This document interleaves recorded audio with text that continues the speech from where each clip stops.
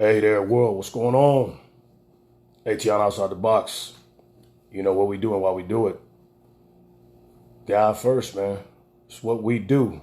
Check us out on Instagram, Facebook, YouTube, and subscribe to the channel, please. Please subscribe to the channel. Leave your comments in the comment section. Let us know what you think. I appreciate all the comments, especially after yesterday, talking a little bit about Jacob Blake. And I'm going to reemphasize a couple of things as I go along with this. But today, I want to really just I'm going to move around a little bit here because I want to kind of give you guys a little slice of pie here in reference to what's going on around us and seeing, because, you know, some people have a tendency to focus on certain things. So I want to make sure I try to bring clarity and balance to what I'm saying here. Many of you guys know who this gentleman is. He's a young 17-year-old kid with a rifle in the middle of the street. He's been on the news quite a bit the past couple of days, and everybody's in an uproar about what he did, and justifiably so. So let me make sure I get this out in the open first. He had a record and he was a high school dropout. That's facts. It is what it is. We talked about George Floyd in the past and, you know, what he had going for him. We talked about Blake and what Blake had going for him. Now we're talking about Kyle Rittenhouse, what he had going for him. And what we purpose to do here on this show is to be straight up with people. I don't pull no punches. You guys, anybody knows me knows I'm not gonna hold my tongue or try to act like something is, you know, one way or be partial or be biased. It ain't about being biased. If you know anything about what we talk about here on Outside the Boxes, we think outside of the background that we may come from, because we always put God in the equation first. And I'm saying, I don't care whether you white, black, orange, blue, or purple. At the end of the day, right and right is wrong is wrong. Ignorant is ignorant. And I said ignorant. Yeah, I meant to say that. Ignorant is ignorant. It is what it is. And we call it what it is. So I don't care what race, creed, or color you are, or what background you come from. If you act ignorant, you're going to get ignorant. Okay? So what I normally purpose to do is really just deal with things. And I think what I'm noticing as I purpose to do what God called me to do, is hearing people talk, complain, whine, and make up all this stuff. What's really petty to me, let me just get to this. Let me get this out there. What's petty to me is for what's happening, you know, what's happened with some of the inner city folks who come, you know, claim to be upset and go on in and about stuff. What they seem to do or want to do really, really quickly is the minute something happens with a black person who commits a stupid act or makes the wrong decision or gets himself in a sling or a bind with a situation, is the first thing we do is we send out over the airwaves something that has to do with what a white person did. That's probably one of the most pettiest things I've ever seen in my life. It's petty. It makes no sense. That's like your kid getting in trouble in school and then turning around and telling the principal or telling the teacher, well, so-and-so did the same thing I did, so what about him? That's petty, man. Very elementary. Very elementary. So when I brought this into the equation, as again, bringing up this kid and talking about him, I'm not doing it to satisfy anybody. I'm just doing it because I need people to know that, yes, we're not going to talk about ignorance on just one side or with one race. The fact of the matter is, as I said last night with Romans 13, I brought up Romans 13 and I reemphasized that, you know, when you commit ignorant acts and you do things that you shouldn't be doing, you end up in unfortunate situations, and it involves punishment. I read to you last night, Romans 13 from the NLT version. There's another version to it. And I know many of you may not agree with all versions of the Bible, and that's fine. I'm not saying that, but I think it's kind of interesting that this was written some time ago. I don't know how far back this Bible goes, but it's called the Living Bible. And it's just more of an English version of the scripture that I read for you last night. And I thought it was interesting that it had in the context of Romans 13, verse 1 through 3, that it added something, okay? A word. Okay, it says, verse 1 says, obey the government, for God is the one who has put it there. There is no government anywhere that God has not placed in power. Verse 2, so those who refuse to obey the laws of the land and refusing to obey God, punishment will follow. Last verse, verse 3. For the policeman, I'm not making this up. It's right here in black and white. You want to see it for yourself? It's in, and this is on the Bible Gateway website. For the policeman does not frighten people who are doing right, but those doing evil will always fear him. Now, I don't know why they chose to use policemen as part of that, but it is talking about government. In the original text of this word of God, it was talking about people who are in charge or people who uphold the law or governmental agents. It was talking about that. So I think that when they rewrote this in the Living Bible, they actually added that content. But what I want to say just real quickly in reference to Kyle Rittenhouse, the kid, yes, he was wrong. You want to hear? I'm going to tell you right now. He was wrong. He broke the law.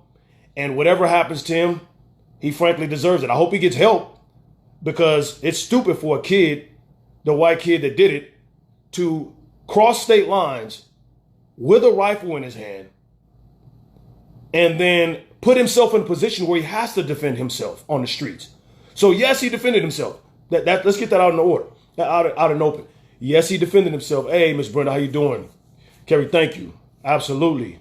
Bible must be the standard. And I agree with you. And we got to get to that. We got to continue to talk about this, because folks are forgetting and leaving the word out or content out when we all know that at the beginning of everything, all this stuff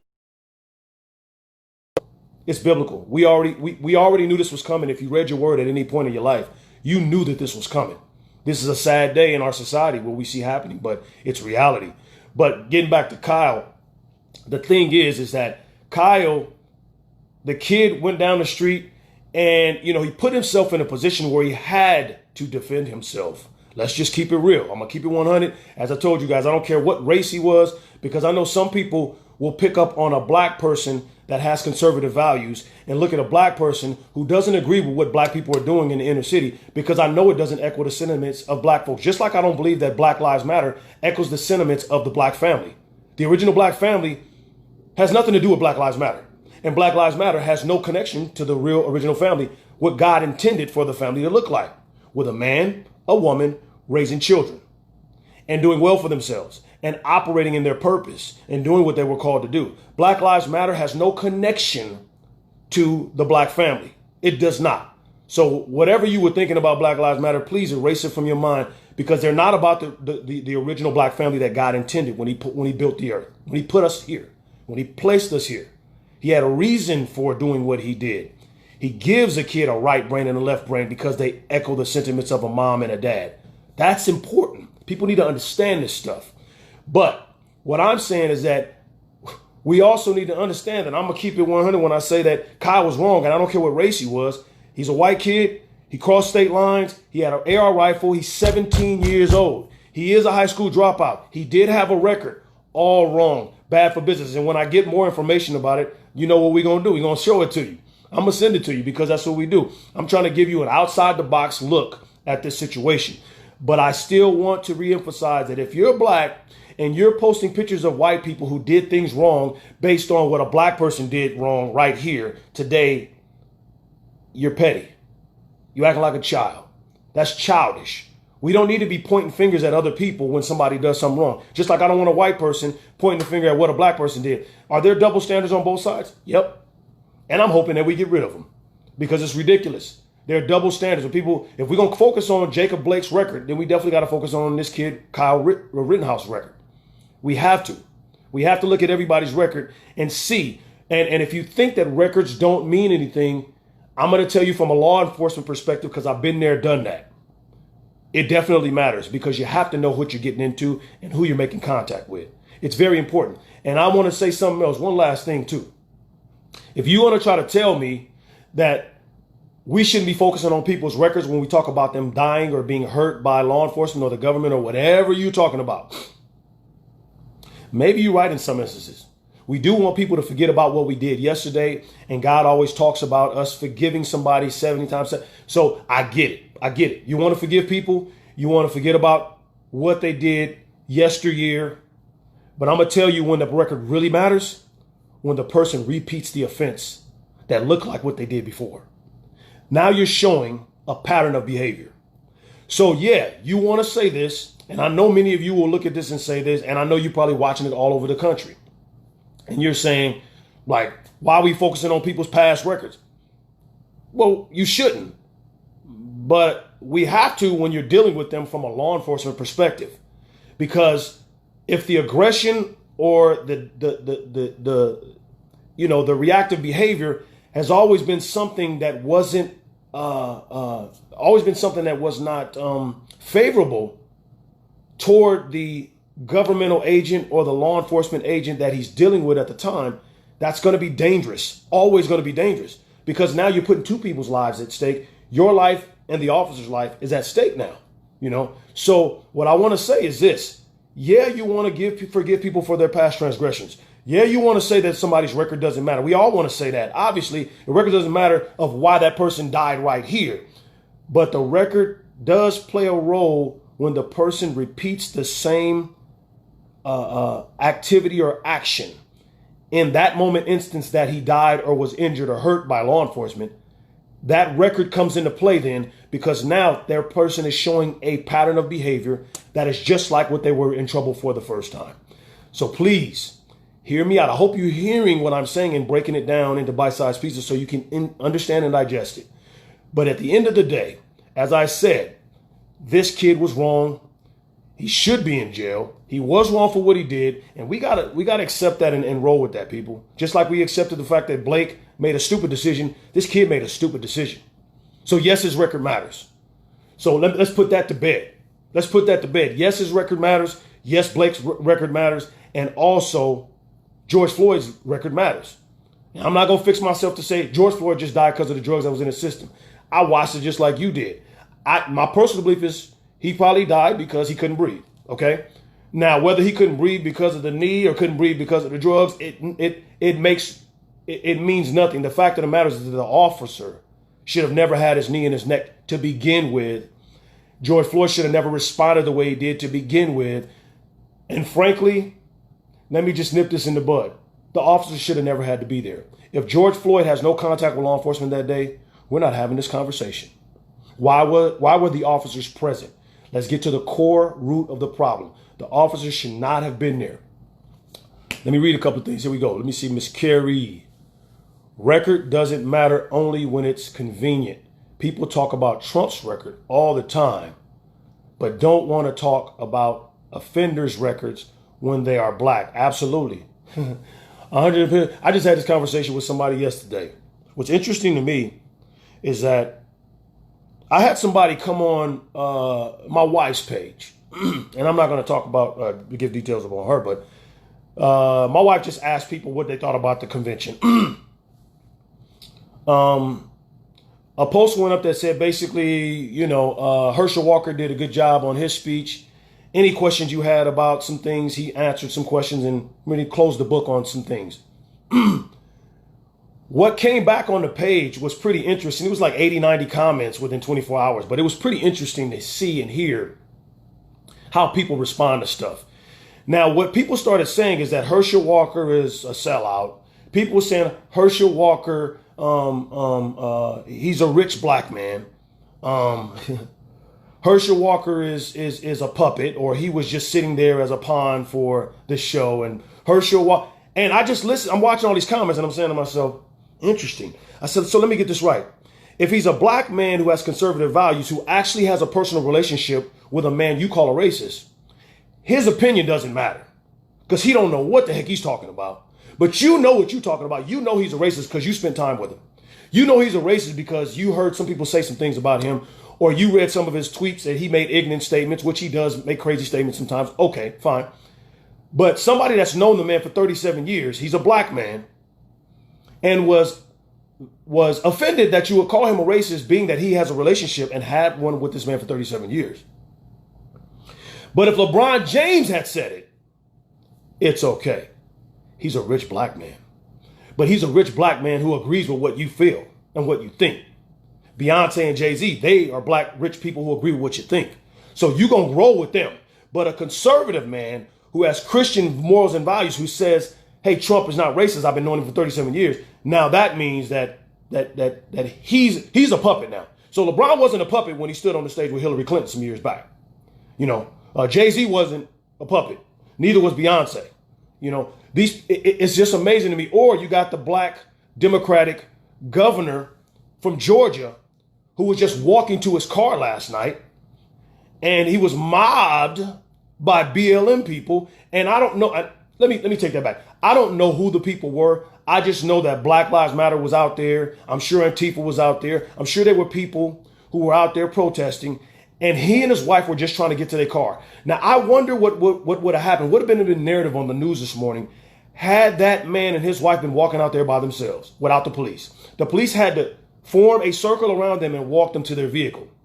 Now, this is why what Kerry says is so pertinent, because this whole comment about the narrative being that his record doesn't matter only for this and that. See, outside the box, I'm going to call it what it is, brother. You're not going to play me.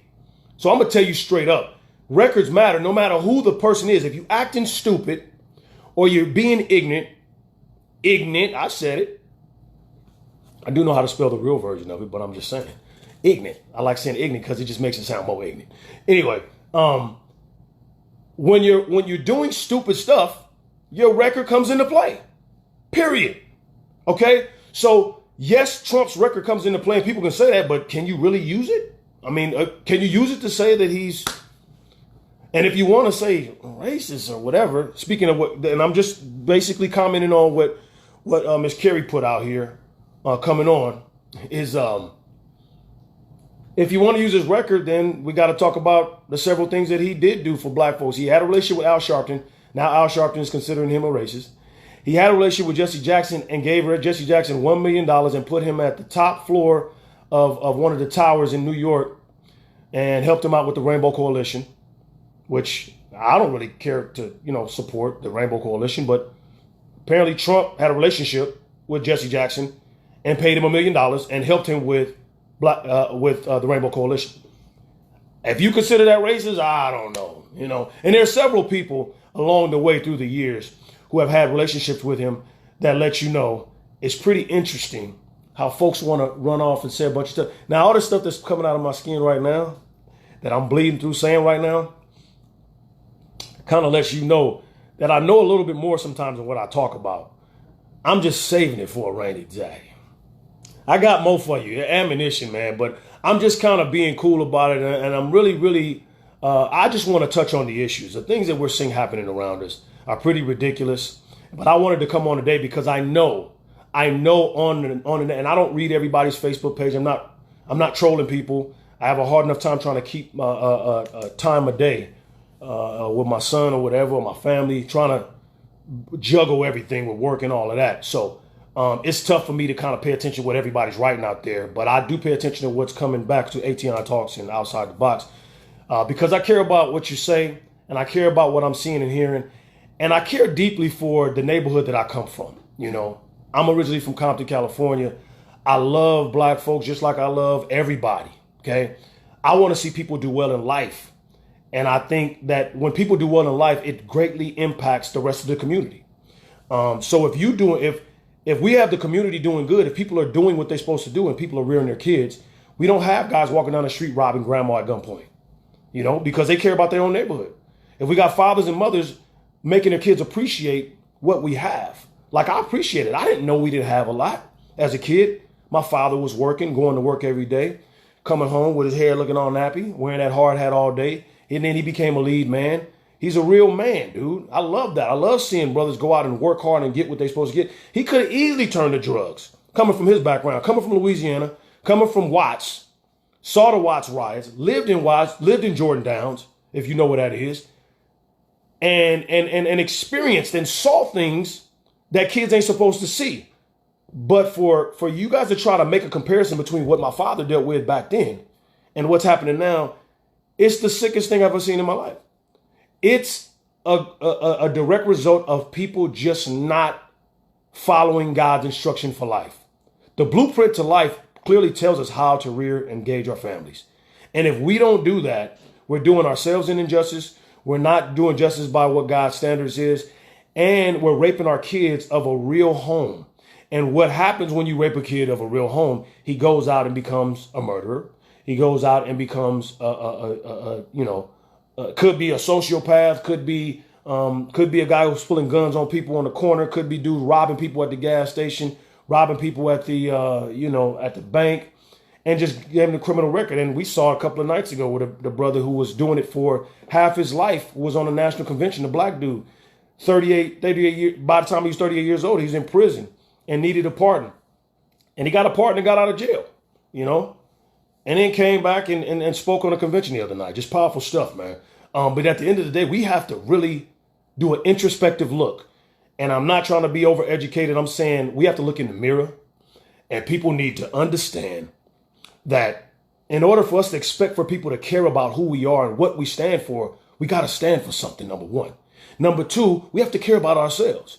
If we first care about what God thinks or how God responds to how we live in our lives, then we can turn around and have an impact on our wife and our children.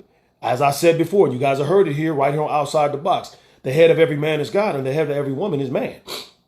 So if we do things in order the way they were supposed to be, I don't think we have a lot of the things going on in the inner city, because your inner city choice does not have to be selling drugs. It hurts my heart, man. Coming from the background I come from, and seeing dudes, like I said, my father and people busting their behind to get out there and make it happen. There's ways to do this. You don't have to choose that and then make an excuse that white people gave you no choice. That's some sick stuff, man. But I'm going to tell you again, I know I'm bouncing off the walls on a bunch of different stuff that you guys are coming on. Pastor Jay, what's up, man? My man. Appreciate you coming on, man. I think it's the first time I've seen you here, man. I got to get you on here more. I would love to have you on and do an interview with you. Pastor Jay's a great man, a guy. I love this cat. We're around the same age. I shouldn't tell him that because he probably don't want nobody to know. But he's a good-looking brother. He's a good-looking man. Out of Texas, Beaumont, Texas. We, came to be, relationship with this brother through my bishop, my pastor. Love this man, love his wife, his family. He's doing amazing things out there in Texas. I appreciate you, man. I'm hearing you out there kicking up dust, baby. And I want to, I got to talk to you too about the NBA, man. I'm really kind of disturbed by what I'm seeing. Maybe it's not bothering nobody else, but I talked about it a little bit a couple of days ago. I'm gonna really get to it, and either maybe later today, or maybe tomorrow. But I know he loves the game of basketball. I know he balled out back in the day. So did I. We have a connection. Yeah, man. I love you too, man. Appreciate you. But I think we really have to look at what I said in the very beginning of all this. Romans 13, chapter 13, verse 1 through 3. Very, very impactful with what we're seeing. The Jacob Blake situation. Just when you read it when you watch the Jacob Blake situation, read Romans 13 with that in mind. And it's pretty simple. We say it in church, and people have been saying it for years. Obey the law. Obey the laws of the land. I'm not saying anybody deserves to die. I said it yesterday. I'll say it today. But people have to follow instructions. And God wished that we all would follow instructions. I mean, that's just like Kyle. Kyle didn't follow instructions. Kyle Rittenhouse didn't obey the laws of the land. He crossed state line. He had a rifle, and he put himself in a position where he had to defend himself. He did that. Nobody told him to go over there. And that would be just like back in the day, a black man showing up to a Klan rally or something like that, while a bunch of people out there protesting something. And you think you're going to walk home with all your limbs. You're not. They're going to attack you. So it's the same thing here. He goes cross state lines with a rifle in his hand and goes across the border here and walks into a situation with a rifle, which kind of gives me the impression that maybe he thought about what he was doing before he did it. Premeditation. So let's call it what it is. But I still want to reemphasize this. Yes, his record matters just as much as Jacob Blake's record matters. And he was a high school dropout with a record. And like I said, I'll get back to his record when I get a chance. And hopefully I'll be able to find some information on that, as I did with Blake, and bring it back to you. However, you can't disobey the law and expect for everything to turn out right. Because when you read Romans 13, it clearly tells you that there's punishment involved here. And he's going to endure some punishment. He endured some punishment that night. The dude who one of the dudes he shot had a gun in his hand. I mean, the kid was pretty clean with the shots. I ain't gonna lie. I'm just telling you from a shooter's perspective. I've been behind the barrel. So it's kind of like, wow, he's popping cats. It ain't cool, but One of them guys came up to him with a gun, with a handgun, and ended up getting shot. I don't know if he survived, but that's the way it is. So again, we need to be clear on things with people. And again, very petty for you to go online and go to social media, and because a black person had an unfortunate situation happen to them, you put up a white face and try to show everybody that white people do the same thing. That's petty. It's elementary. And you got your kids. If your kids came home from school and got in trouble at school and told you flat out that I did this, well, Jason sits right next to me. He was doing the same thing. Yeah, you're going to tear your kids' behinds up. You ain't going to let them tell you. I don't care about what Jason did next to you. I care about you, my son. I told you to do this. Obey law. Obey what your teacher told you to do. Follow instructions, and you won't be sitting here in trouble, suspended from school. Facts. You call it what you want to, but that's just reality. And any of you can agree with that. So that's pretty much wraps up where I'm coming from with this whole thing. But I'm glad I had a chance to talk about this. I didn't mean to go this long, but I'm glad I had a chance to talk about this because I know people will go and start posting stuff about white faces and showing what white guy did. And, oh, this guy went to the church and shot everybody. Listen, man, I don't want to hear nothing about that. Let's deal with the issue at hand. If you did something wrong, and again, I gotta get you the material I told you yesterday. Two things I want to leave you with at the end. And I said this yesterday, and I'm gonna reemphasize it again today. Why are people in the streets, including LeBron James and all these people around the country, why are you making decisions, life-changing decisions based on someone else's life-changing decision? Digest that for a minute. A dude makes a decision for him and his family, even with his kids sitting in the back of the car. To see, and you wonder why a black kid is looking at this and saying, I don't respect the police. Now these kids got to live I'm worried about them. Jacob Blake made a bad decision, but I hurt for his babies, man, because there's more kids being raised without a black father in the home. And most of the time, this comes at the hands of another black man, not a cop.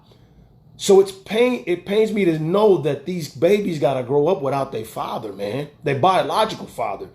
And what's even more bad is that they also, not more bad, but what's also a sad case is that they watched the guys in uniform do it because this dude just didn't simply obey what he was asked to do. They're pulling and tugging on him. He had a knife in his hand. He's fighting with them on the ground. I don't know if you saw the other video, but babies shouldn't be seeing that. And they shouldn't have to grow up without a father because he made bad decisions. The man's record was toe up by the time 2016. He's 25 years old. He's already got a host of things on his record.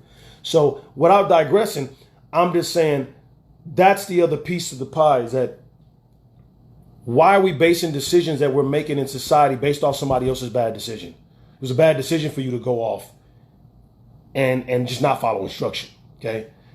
And last and certainly not least, please read Romans 13 as I asked you before, because it greatly impacts where we're coming from, what we're thinking about when you watch these things going on around us right now.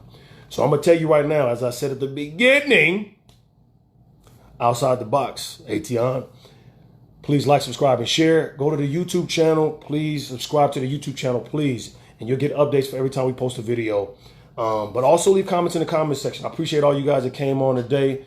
Pastor Jay, Miss Brenda, Lydia, Eileen, Carrie Broy. I appreciate you guys. You guys have, and the script, okay, I'm sorry, Miss Brenda. The scripture again is Romans chapter 13. Romans chapter 13, verses 1 through 3. Verses 1 through 3. The one I read today was from the Living Bible. I don't know. It's on Bible Gateway website, and I just pulled it up because I wanted the different versions. I still love the book. I still like to open the book. Some people like to do computerized everything nowadays, but I still like the book, the book, to read and to go through the pages and stuff like that. But I think I just want to let you guys know, I appreciate all the comments, man. I'm getting a lot of responses from people. I appreciate folks listening in. And I've been doing this for a minute. This has been a couple of years now that I've just been kind of slowly but surely trucking along, bringing content.